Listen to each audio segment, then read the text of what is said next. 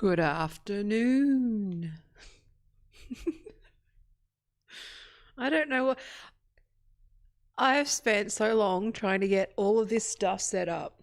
I moved into the activity room, not the activity room, the games room, and turned it into a studio, moved my entire office into there, whatever, into this room, whatever the fuck this room is. And then I've upgraded the audio.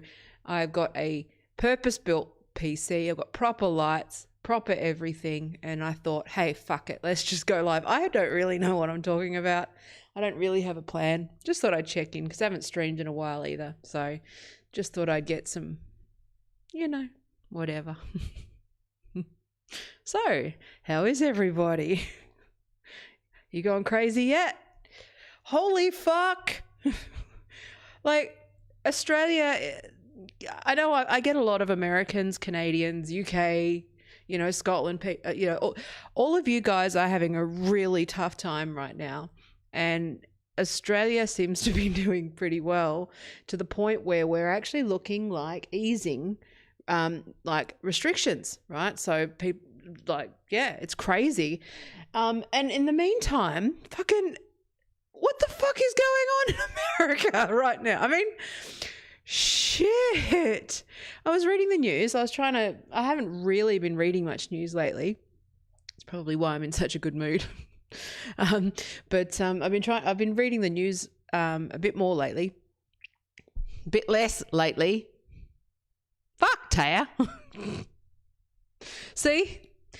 You can upgrade the light, you can upgrade the audio, you can move my chair, and I'm still shit. No, that's not true. But I'm hoping now that I have podcast quality stuff that I'll be able to actually do some proper stuff, proper edited videos. I'm actually just really testing the tech, checking in, saying hello, all that sort of stuff. But fuck me, what the fuck is going on, America? Like, the seeds have always been there, right? And we've all been joking, half joking, not joking, scared, fearful that you guys might be heading into civil war, but you guys are getting fucking serious. Like, I'm just seeing what's happening in Michigan. Again, I am open to the idea that the movement has been misrepresented, because I think that there have been a lot of misunderstandings on both sides around this, which is, gun-toting. I think there's some degree, some spectrum between extreme gun-toting Nazi terrorist versus, person who wants to lock down forever and a day until everything is safe, right? There's a spectrum somewhere there. I think most people are in the middle, where they're hurting financially, and those that see it as necessary and can bear the pain of locking down are more inclined. Those who are rich and wealthy and all those sorts of things are fucking hell. Oh, so blind to the privilege. I hate using the P word, man, but fuck, if there is ever a word for privileged bullshit, it's now. Which is, people just don't understand how hard it is to lock down. I found it quite easy. All I did was, actually, I haven't really changed much at all. The only thing that's different is that my husband's now working at home and stuff like that. Nothing's really changed because I'm pretty much a shut-in anyway. I work at home, but at the same time, like, I lost a chunk of my work.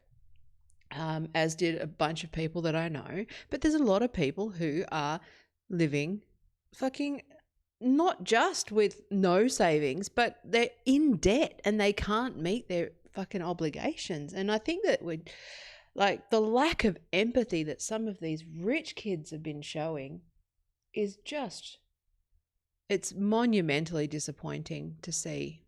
It's not just, celebrities being celebrities, but, everyday people, like people who've never actually lived out in the world, who share their parents' Netflix account. Parents pay for their shit, and then they're turning around saying lockdown because, they don't have to do their 5 hours a week at Domino's Pizza. Like, that's just not realistic. And so I think a little bit of, but I think I've got to do a bit more reading, obviously, about what's going on in Michigan. But for those that don't know, I've literally just seen the news today, which is that some fucking gun-wielding maniacs stormed the fucking, protesters, fucking went to the State House. Whatever the House of Parliament, what's it called there? The State Capitol building. I just was flicking, I found the article. But it's crazy. Anyway, so it's very weird. I don't know what to talk about because I am acutely aware of the disconnect between the Australian experience right now and the United States experience and the UK experience. They are incredibly different things right now. I'm in between a rock and a hard place because I just want to soldier on with what I'm talking about with internet cult stuff, persuasion, political persuasion, how I'll invite you into the sausage factory and show you how the sausage is made in terms of persuasion. Maybe that's the thing. I'm really trying to think about I'm doing courses, so this is just live streaming. Again, I have no plan for this chat. I'm testing sound, I'm testing the video, I'm testing the tech because I've pulled out an old iMac, okay? That's now set up with Streamlabs and all that shit, so I'm just testing everything. That said, there's a reason for this, which is that I want to do some proper real podcasting, not just audio version of the live streams or live streams. I want to actually do podcast proper. I was thinking about maybe just taking some key content that I've created over the years and reading it out to you like some sort of weird audio book. So it's a little bit of voiceover practice. But also just trying to figure out what kind of courses I'm thinking of doing. Well, not thinking, I'm in the fucking balls deep in doing a course for freelancers, which is how to be a freelancer and not take any shit. Right? And I think that there's a lot of people who have realized how vulnerable they are in the market. Those that would ordinarily feel bulletproof are not. And I think that, again, I've taken a hit, but not that much, okay? Because I actually don't tolerate bullshit from people. I'm not going to be rich. Well, I don't play that corporate bullshit game either. So, and I don't, there's some lessons to be learned. I've been freelancing for 15 years on and off. Every time I try to grow my business, I hate it. I end up hating the business, but every time I work for myself and just do work that I love, and I am picky and choosy and setting boundaries with freelancing, I end up pretty happy. So, but if I owe you stuff, shh.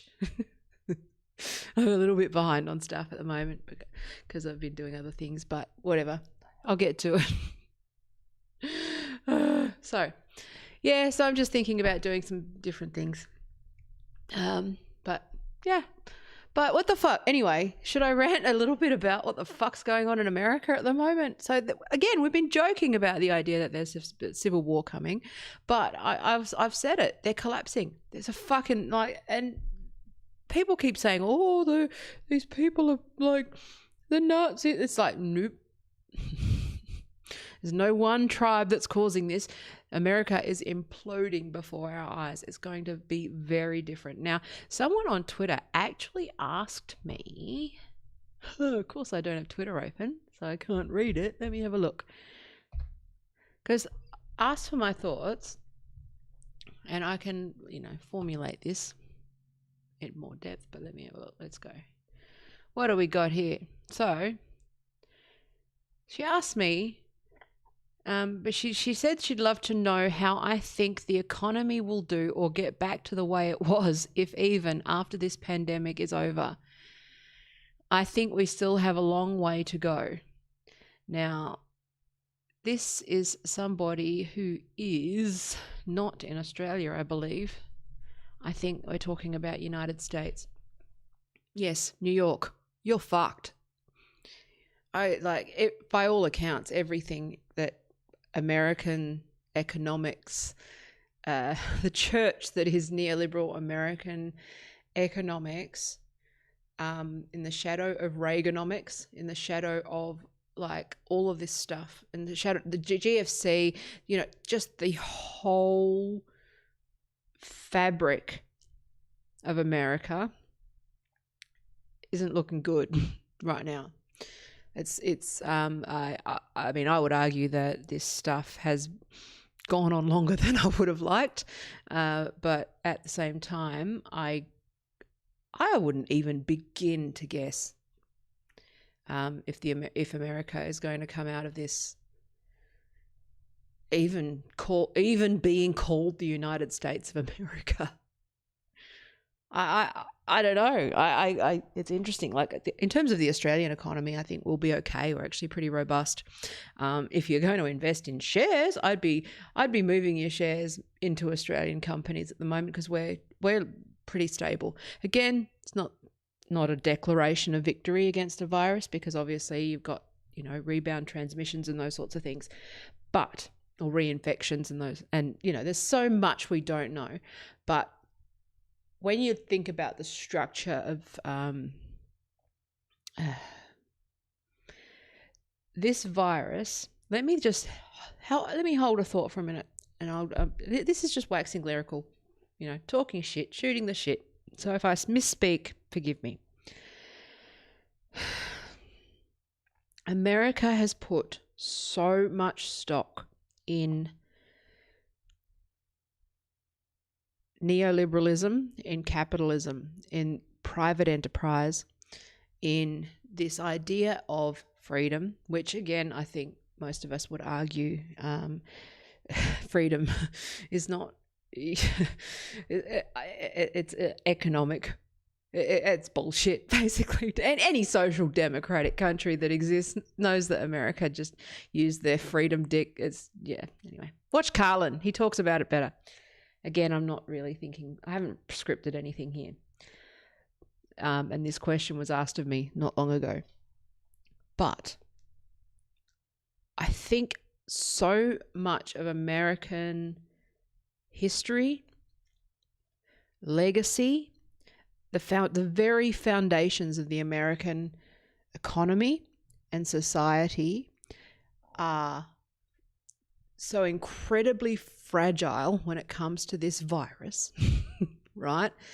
That I don't know that it's going to recover. I think that it's going to cause a split. I mean, we're already seeing it, right? And again, this is just my fucking thoughts. I'm not sitting here like doing a hot take, but I really can't see any way forward that will be united, and I can't see any way forward that will not be tremendously traumatic for a vast number of American people. And I think the thing that's unique about America is the absolute loss of proportion when it comes to something like the word socialism. Okay, so most other countries understand that socialism and capitalism work together, and that when you think about socialism doesn't exist. Okay, sorry. Let's explain. Let me explain my thoughts. I'm talking about Marxist thought, which is that Marxism only exists in reference to capitalism. Okay. Now, I think a lot of Americans are so vitriolic, for lack of a better word. There's just so much baggage around socialism, around right-wing neoliberal ideas as the default. Obviously, you've also got a very, very strong, dominant evangelical Christian bent to the culture, which there's going to be a lot of spiritual, fuck Taya. Remember, I'm only streaming to test the tech and to shoot the shit. None of this is good. Okay. All right. I think there's going to be a lot of spiritual crisis. There's going to be a lot of economic crisis. And I think America has they backed the wrong horse.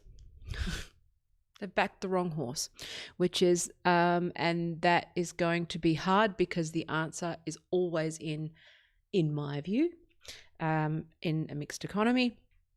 And until America can truly embrace Keynesian ideas, some sort of compromise between socialism and capitalism, more social programs, universal health care, those sorts of things, I just can't see how they can bounce back. Anyway. It runs deep. A lot of this political culture stuff runs really deep. That when you talk about, okay, so political culture is all of the norms, cultural things that people consider normal, acceptable, the beliefs. They're very, very different. Even though, okay. I've got no fucking prep, right? Anyway, but so you may have the same or similar political system. So, for example, Australia has a liberal democratic system. We're roughly democratic. Okay, America is a republic. Australia, in practical terms, operates kind of like a republic. We don't have an active monarch, right? We do have a parliament. We have representative democracy, all of those sorts of things. Now, so while you may have similar structure, like the description, political culture is hard because there's a complexity to it. Okay, so the Australian political culture is a lot more social democratic, a lot more empathetic, dare I suggest. I think a lot more Australians understand that you do trade off certain things for security. So you do that trade off between freedom and security. There's a certain, Australians can tolerate that a bit better. Americans are very, very cultish about their Bill of Rights. Okay. Again, I think that's anyway, I've wandered off onto fuck this. I could talk about this. This is, what I've tried to do is synthesize so many complex things into a stupid, dumb, unprepared live stream that my brain is fucking toast. So don't fucking quote me on any of that stuff. Oh my God. But basically, honestly, if you ask me, and I don't know why you're asking me, don't get your news from me, but my instincts are on this, right? I don't think America's ever going to be the same again. Australia, I think, will bounce back. I've got a bit of a rant brewing at the moment, how quickly it will get back to normal. Because you're seeing it already, and you'll just see the same old fucking LinkedIn cunts doing all their fucking shit. And everyone just being dickheads. Like, I went to the shop, and again, I know, yes, I was at the shop too, shut the fuck up, but I needed something, and Paul's home on my stream. Hello. Anyway. Oh yeah. So I went to the shops. No one's socially distancing. It's always like the people just go, oh yeah, that's over now. That's fucking crisis averted. Fucking hell, dickheads. Anyway. But yeah, I think Australians have a tendency to have very short memories. Like, yeah, even just it's a problem. It's a problem with us, which is that we have very strong, very fickle and very short memories. Americans tend to be a lot more tribal and a lot more vicious when it comes to the narcissism of small differences and things like that. But again, that's a human quality. It's not necessarily an American one, but it's just something that I think is. But I don't know. I don't know that the USA is going to be the USA. Like it's seeing that stuff in Michigan, seeing just this constant split over this lockdown situation, highly divisive president, highly divisive opposition, and absolutely blathering, incompetent, gobsmackingly stupid. Actually, I can talk about that, Brad. Brad Rocks 72 said, "Do you guys have trouble with the woke culture in AU as we see in the US?" And actually, I've got some interesting thoughts about that. The answer is yes. Those people exist everywhere.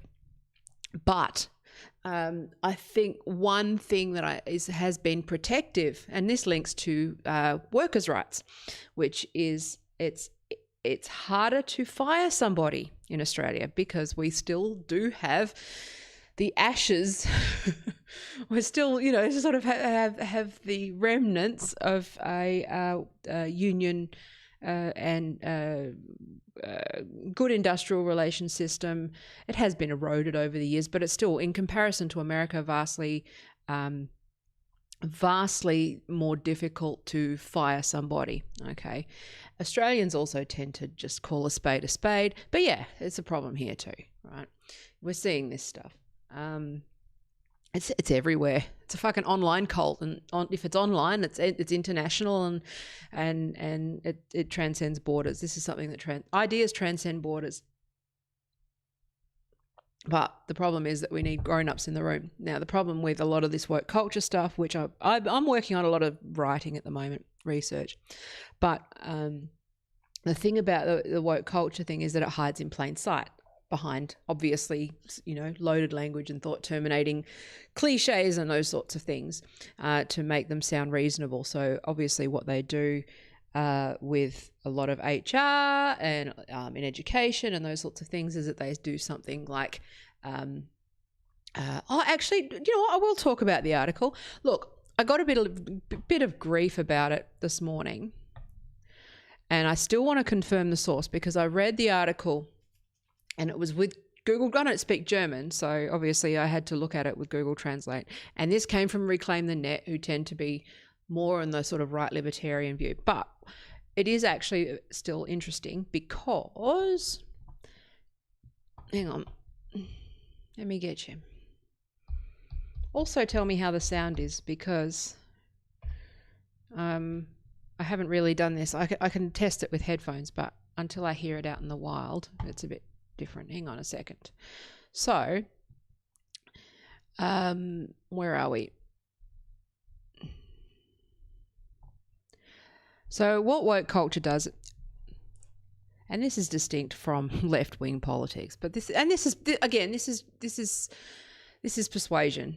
Okay, it doesnment matter what your beliefs are. This is just, it's not the belief, it's the way that they behave.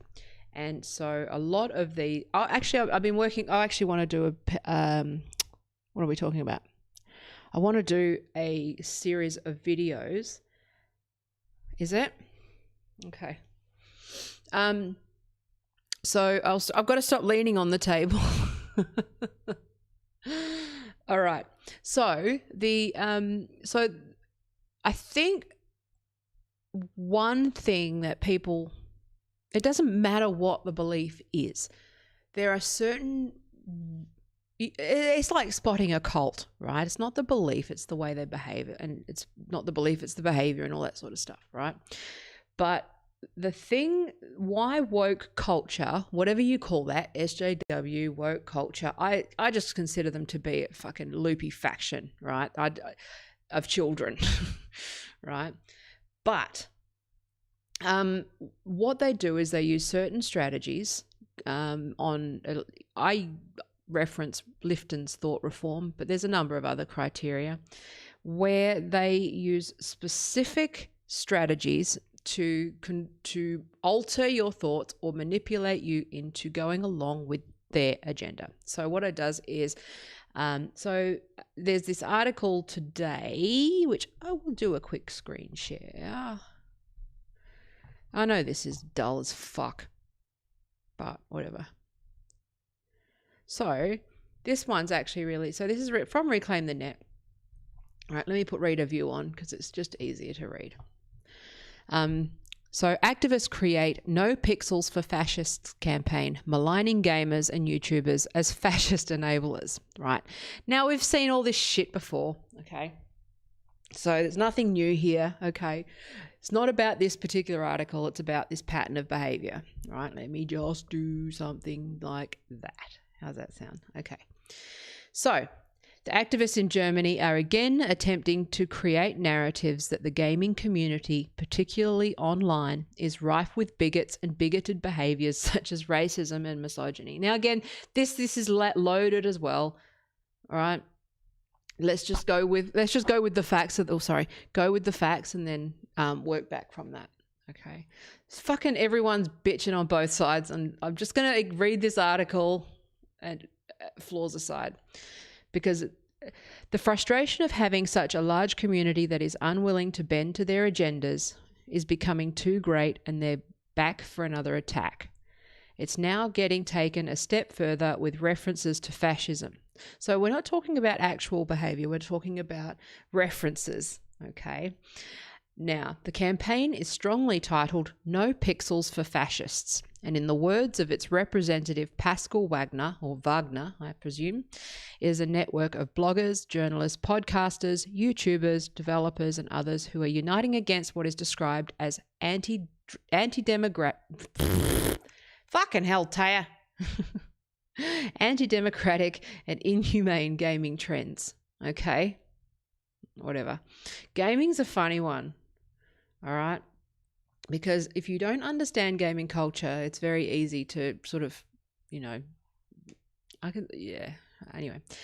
Specifically, the group aims to tackle those it considers to be Nazis, homophobes, sexists, and the like, who they say are using games and gaming to advance their cause. Now, I have sons, I play games, and the stuff that I hear them saying makes my fucking toes curl, okay? But that's the culture, all right? Now, so according to Wagner, the campaign is promoting anti-racist LGBTQIA plus friendly and feminist game culture and wants to push back against its designated targets both online and offline. In the interview, Wagner specifically mentioned Gamergate as a hate movement. See, this is where it's interesting because Gamergate is actually a lot more complicated than that. Okay, it's really fascinating. When it happened, I was on the side of the feminists, and I didn't actually necessarily get the full picture. So, but again, this tribal warfare is bullshit because all of the reasonable people in the middle with the crossfire. So, anyway, so there's this whole fucking thing. I'm not going to read the whole thing, but basically this idea, this made me laugh, right? So YouTubers, quote, YouTubers need to be aware that they have as much, if not more, influence as television, radio, and other popular online media.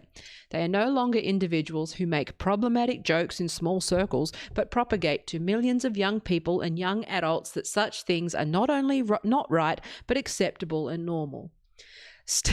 This made me laugh.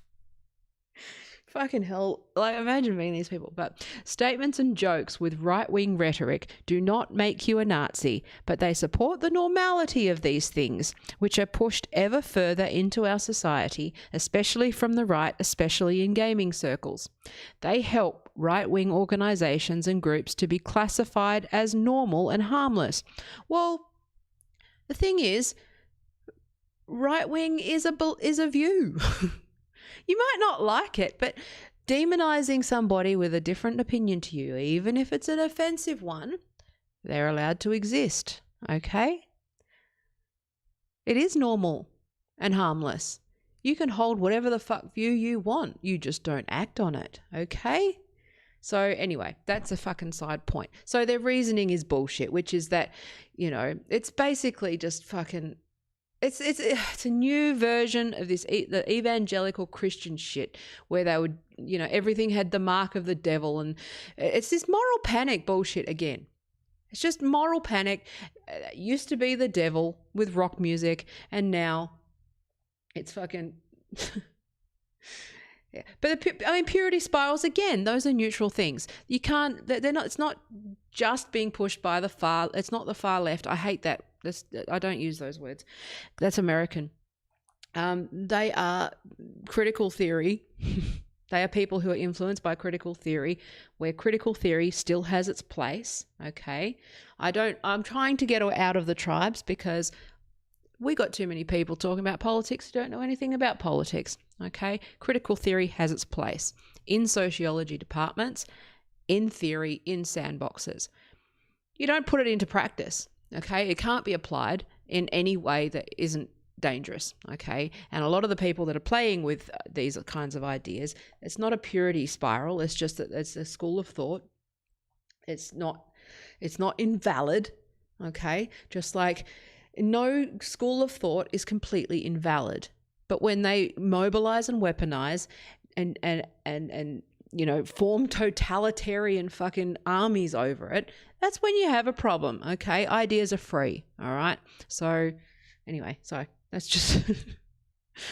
I'm getting a little bit pissed. Okay, I have to give context to you, Brad, which is that. Fucking sick of Americans redefining ideology. When they say far left, they don't know what they're just talking about fucking that means nothing. Okay, it's meaningless for anybody who's got any sort of... It's just a tribal thing. Okay, far left is just as meaningless as far right. Okay, they are massive generalizations, okay? And anyway. So, but yes, these guys are the postmodern left.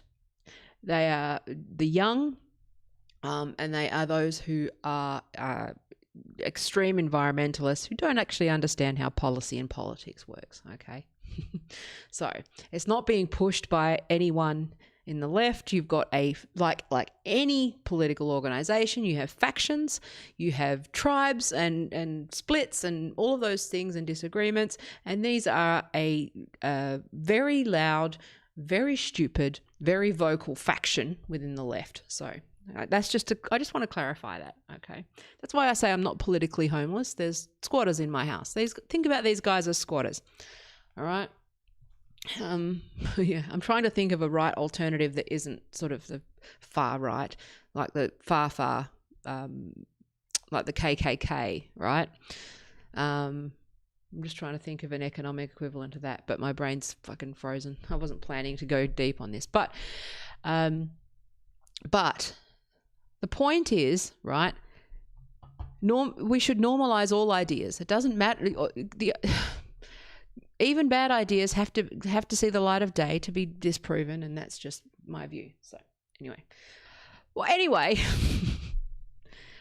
the thing I wanted to talk about with that, right, is that to your casual observer, the definition of fascist is, nobody generally agrees with fascism other than actual fucking fascists, right? And even then, they're entitled to their view. They just shouldn't act on it, right? But one persuasive technique that is common is loaded language, which is something that the SJW left have been using. I hate using these fucking words because they've become tribal as well, but you know what I mean. Okay, the postmodern left dummies, the dummy faction. Okay.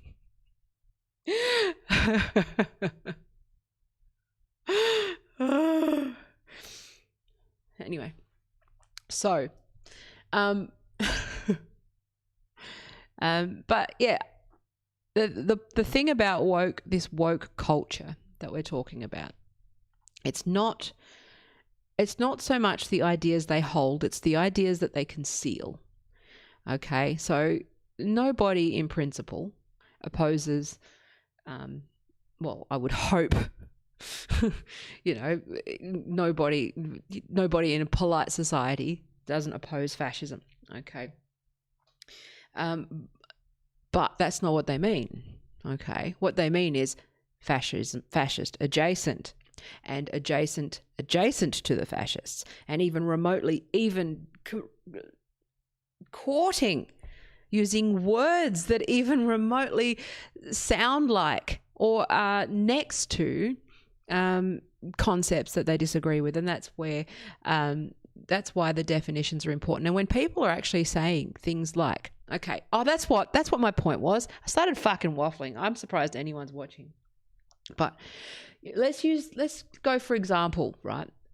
LGBTQIA plus to S.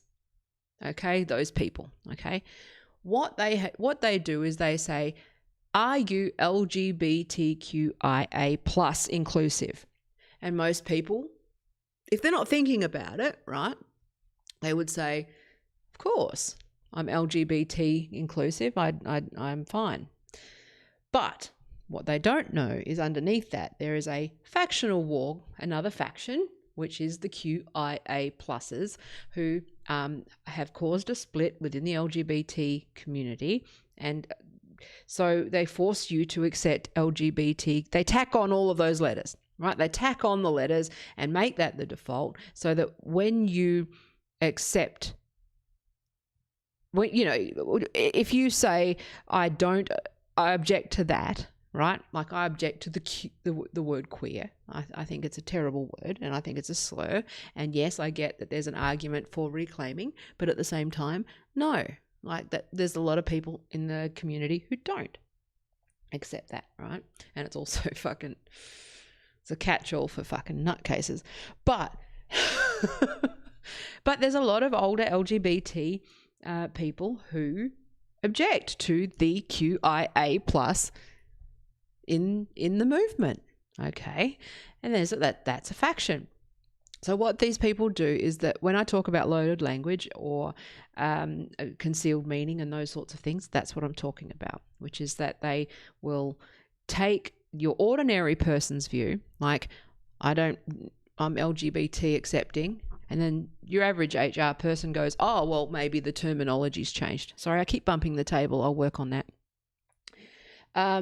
But so in order to prove that you don't hate gay people, you need to accept the QIA plus thing. There's no room for variation there, right? So that's what I'm talking about. Anyway, I fucking started waffling. But it's like the same thing with women, like, believe all women. What? Okay, well, that's a meaningless statement, okay? I'm a feminist, but I still don't. I think that's a bunch of shit. All right? Amber Heard is a fucking good example of that. Anyway, I realize what's shaking. It's my knee. Because I'm ADD, I move my knees all the time. I'm fidgeting. Okay, I've got to stop doing that. That's why I'm having this stream, talking shit. Okay, anyway. So, I was looking at that was my Facebook rant. What am I fucking doing? That wasn't what I meant to do. Don't browse the internet, Taya, while live streaming a screen share. Fucking idiot. Anyway, this has gone for 40 minutes. This is mostly just so I can watch it back. I am going to do some scripted content for the first time. I'm actually feeling like I'm ready to do that. I'm going to do some proper videos and courses now that I've got a proper studio, and I might even do live streams that I plan for. I had no fucking plan. But America, please stay safe. I'm very worried about you. I'm very concerned about my friends there. And I do love all of you, and I hope that you can as much as, you know, we sort of laugh and mock America for their fucking, you know, they're the loud chewers of the world, right? But even loud chewers have some redeeming qualities to them. And I do hope with everything I have that they can come through this on the other side. I really do. I don't even know. I'm not going to be that Australian who sits there and gloats that we've come out the other side either, because I think that I'm still going to self-isolate because I can.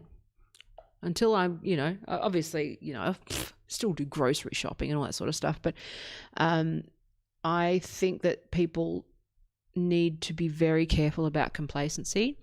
And also, I'm going to do a separate video about this. I'm going to talk about the way forward, because I think that there is an opportunity to learn and reflect, but I'm not necessarily convinced that that's going to be the case. I don't think... I think that people will operate. I'm seeing the usual suspects really just see this as a big fucking inconvenience. And the second that things like go back to normal or that restrictions are lifted, they won't have learnt anything. They will have just bought more shares because the market was down, and use every excuse they can to exploit whatever loopholes they can. But I do hope that enough good people and enough ordinary people do reflect and take this to the election, and remember that it was the state governments that drove most of this. Yeah, thanks, Brad. I'm going to try. This was not really planned. I might actually, because what you had to say was good. I just wasn't prepared to answer. So I'm still in the middle of stuff. But I do have actual thoughts about this. But I think that a lot of what I have to talk about, it is actually, there's so many different ways you can look at it and so many different moving parts and so many names for it. I've been reading a lot about totalitarianism and how that happened. That was not even, you know, when we keep saying this unprecedented time, you know, these confusing and unprecedented times. There was a time when there wasn't even a word for totalitarianism.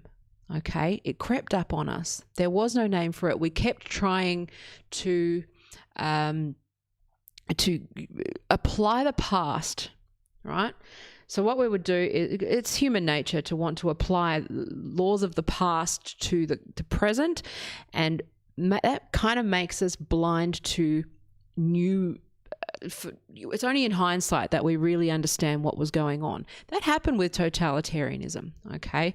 And it wasn't even a word. I can't remember off the top of my head. I could Google it in 5 minutes, but I'm not going to. I'll reform those thoughts. But, you know, up until Hannah Arendt and a number of people after World War I, people had no fucking clue what was going on. They only knew in retrospect what was actually going on. And I worry that that's where we're at now, which is that we are seeing unprecedented times. Fucking hell. But, you know, not only when it comes to surveillance and surveillance capitalism and, you know, all of this sort of stuff and hugely sophisticated psyops. With tech and all of these fucking bot farms, and it's just it's a clusterfuck, right? But on top of that, we've got a global pandemic, and we are ill-equipped to deal with it. We're trying to apply the old project old thinking or what we've done in the past to unprecedented times. Fucking hell. Yeah, we're trying to apply that to the future, and it's just too uncertain. And I honestly believe that there will be new schools of thought that emerge out of this, and new words and new descriptors for what we're going through.